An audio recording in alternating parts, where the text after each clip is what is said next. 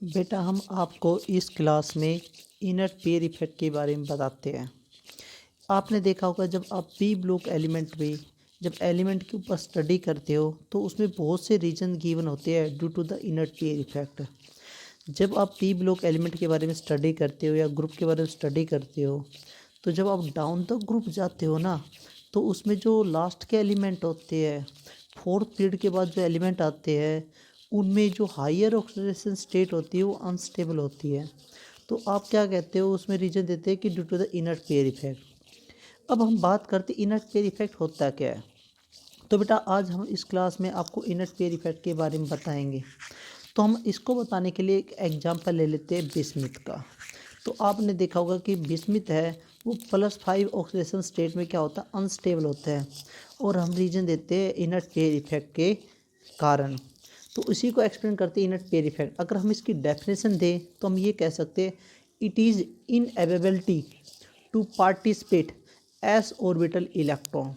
किसी एटम के last cell में जो एस ऑर्बिटल होता है वो अपने इलेक्ट्रॉन को पार्टिसिपेट नहीं करने देता, या एस ऑर्बिटल का जो इलेक्ट्रॉन है उसको हायर ऑक्सीजन स्टेट में या एक्साइटेशन स्टेट में नहीं जाने देता, क्योंकि इनर पेयर इफेक्ट का। ऐसा क्या होता है बेटा, तो इसको बताने के लिए बेटा आपको एक पॉइंट याद रखना पड़ेगा, शिल्डिंग इफेक्ट।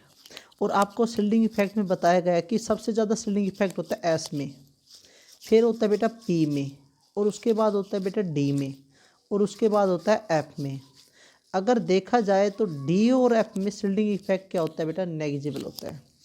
तो बेटा मैं एक एग्जांपल ले रहा हूँ बिस्मिथ की। लास्ट सेल को हम स्टडी कर रहे हैं बेटा, क्या कर रहे हैं लास्ट, क्योंकि हमने आपको बताया कि जो एस ऑर्बिटल होता है वो अपने इलेक्ट्रॉन को पार्टिसिपेट नहीं करने देता, बॉन्डिंग नहीं करने देता, इलेक्ट्रॉन को एक्साइटेशन स्टेट में नहीं जाने देता।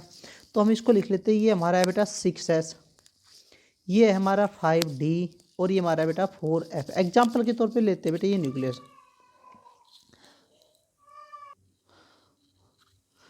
तो बेटा देखो इसमें हमने एज्यूम कर लिया भाई ये हमारा 4f है सब सेल है, ऑर्बिटल है, 5d सब सेल है, ऑर्बिटल है, ये 6s सब सेल है, ऑर्बिटल है। अब होता है क्या है, हमें पता है बेटा जो डी और एफ सब सेल में या ऑर्बिटल में शिल्डिंग इफेक्ट वीक हो जाता है। अब बेटा इनमें शिल्डिंग इफेक्ट वीक हो गया, इनका शिल्डिंग इफेक्ट वीक हो गया, तो मतलब न्यूक्लियस और लास्ट जो एस ऑर्बिटल या एस सब सेल होता है उसमें न्यूक्लियर चार्ज बढ़ जाता है। बेटा जब इनमें शिल्डिंग इफेक्ट वीक होने के कारण, पुअर शिल्डिंग इफेक्ट के कारण इनमें क्या होता है बेटा, पुअर शिल्डिंग इफेक्ट होता है, पुअर शिल्डिंग इफेक्ट। अब पुअर शिल्डिंग इफेक्ट के कारण बेटा न्यूक्लियस का चार्ज बढ़ जाता है एस सब सेल पे। जो न्यूक्लियस होता है ना इसके ऊपर एस जो न्यूक्लियस होता है और जो एस सब सेल होता है या एस ऑर्बिटल होता है, इनके बीच में चार्ज अट्रैक्शन बढ़ जाता है। जब न्यूक्लियस का एस सब सेल या एस ऑर्बिटल पे चार्ज बढ़ गया, अट्रैक्शन बढ़ गया, तो न्यूक्लियस इसके इलेक्ट्रॉन को टाइटली बाउंड कर देता है या बाइंड करके रखता है, जिससे एस ऑर्बिटल के इलेक्ट्रॉन या एस सब सेल के इलेक्ट्रॉन पार्टिसिपेट नहीं करते। इसी को हम क्या बोलते हैं बेटा, इनर पेयर इफेक्ट। सिर्फ इतना ही होता है इनर पेयर इफेक्ट कि जो लास्ट किसी एटम के लास्ट सेल में जो एस ऑर्बिटल होता है वो अपने इलेक्ट्रॉन को पार्टिसिपेट नहीं कर देता। किसके कारण, क्योंकि पुअर शिल्डिंग इफेक्ट के कारण। पुअर शिल्डिंग इफेक्ट के कारण किसी एटम के लास्ट सेल में जो एस ऑर्बिटल होता है वो इलेक्ट्रॉन को पार्टिसिपेट नहीं करने देता, नहीं उनको एक्साइटेशन स्टेट में जाने देता, जिससे वो बॉन्डिंग नहीं बनाता है। तो इसका मेन रीज़न होता है यही, क्योंकि इनमें पुअर शिल्डिंग इफेक्ट के कारण ये इलेक्ट्रॉन पार्टिसिपेट नहीं करते बेटा।